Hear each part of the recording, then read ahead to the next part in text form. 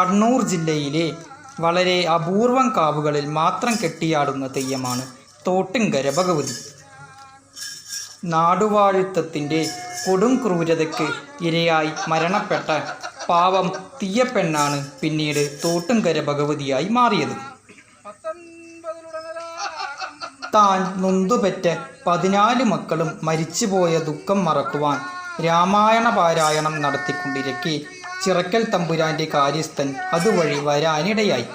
ഒരു തീയപ്പെണ്ണ് രാമായണം വായിക്കുക എന്നത് അക്കാലത്ത് ശിക്ഷ ഏറ്റുവാങ്ങേണ്ടുന്ന കുറ്റമാണ്. അതിനാൽ അടുത്ത ദിവസം അവളെ പിടിച്ച് തമ്പുരാൻ്റെ മുന്നിൽ കൊണ്ടുപോയി. നീ എന്തിനാണ് രാമായണം വായിച്ചതെന്ന് തമ്പുരാൻ ചോദിച്ചു. നൊന്തുപെറ്റ മക്കളെല്ലാം മരിച്ച ദുഃഖം മറക്കാനാണ് താൻ രാമായണം വായിക്കുന്നതെന്ന് അമ്മ പറഞ്ഞു.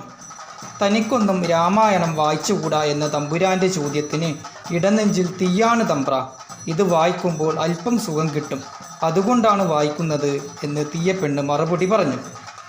നിന്റെ നെഞ്ചിലെ തീയൊന്ന് കാണണമല്ലോ, അതിനാൽ അവളെ മലർത്തിക്കിടത്തി അല്പം നെല്ല് വാരി ആ നെഞ്ചിലിടാൻ തമ്പുരാൻ കൽപ്പിച്ചു. കയ്യാളന്മാർ അവളെ മലർത്തിക്കിടത്തി നഗ്നമായ മാറിലേക്ക് നെല്ല് വിതറി. ചൂടുള്ള ചട്ടിയിൽ നെല്ല് വീണതുപോലെ അതൊക്കെ മലരായി തെറിക്കുന്നത് കണ്ട തമ്പുരാന് കലിയിളകി. തുടർന്ന് അടിയാത്തിയുടെ അഹങ്കാരം ശമിപ്പിക്കാൻ അവളുടെ തലയിൽ കത്തുന്ന പന്തം കുത്തിയിറക്കി കുത്തിയൊലിക്കുന്ന തോട്ടിലേക്ക് വലിച്ചെറിയാൻ കൽപ്പനയായി. കയ്യാളന്മാർ അങ്ങനെ തന്നെ ചെയ്തു. വേദന കൊണ്ട് കൊട്ടാരത്തിൽ നിന്നും നിലവിളിച്ചോടിയ അവർ കാക്കത്തോടെന്ന സ്ഥലത്തെത്തി. കാക്കത്തോട്ടിലിറങ്ങിയ അവർ ആ തീ അണച്ചു. ഇതിനകം അവൾ വിവസ്ത്രയായിരുന്നു. തോട്ടുങ്കര കണ്ട വെളിച്ചത്തെ ലക്ഷ്യമാക്കി അവൾ നടന്നു. അതൊരു തറവാടായിരുന്നു. അവിടത്തെ തറവാട്ടമ്മ ഇവർക്ക് ധരിക്കാൻ വസ്ത്രവും കുടിക്കാൻ ജലവും കൊടുത്തു.